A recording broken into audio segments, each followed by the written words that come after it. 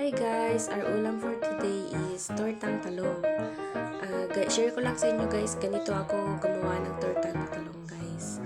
Ano lang siya guys, ilaga ko lang siya, then after that, ganito na siya guys. Buksan mo rin guys, tignan mo lang sa loob kung may uod siya. Kung okay naman na guys, timplahin mo na siya guys. Lagyan mo na siya ng paminta, mas magandang damihan mo siya ng paminta guys. Then, lagyan mo na rin ng konting magic sarap at konting asin guys.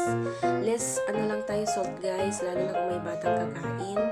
Then, mag-add na rin tayo ng egg guys. After nyan guys, instead na i-dip natin yung talong sa egg guys, mas better na ihalo na lang natin guys. Para mas maganda yung niya guys, mababad siya guys. Then after nyan guys, pag matapos na guys, prepare na kayo ng lutuan nyo guys. Una mo na, ipainit mo muna yung mantika guys. Pag alam mo nang mainit guys, saka mo na ilagay yung talong guys para maganda po ang pagkaluto niya guys. Ganyan lang po guys, kasimple gawin ang tortang talong guys. Yung hindi mo na pahirapan yung sarili mo para lang makagawa ng ganyan guys. Kasi yung iba ngayon guys, mostly ang ginagawa nila, iihaw-ihaw pa nila guys. Mas better ganyan na lang guys para mabilis pa guys.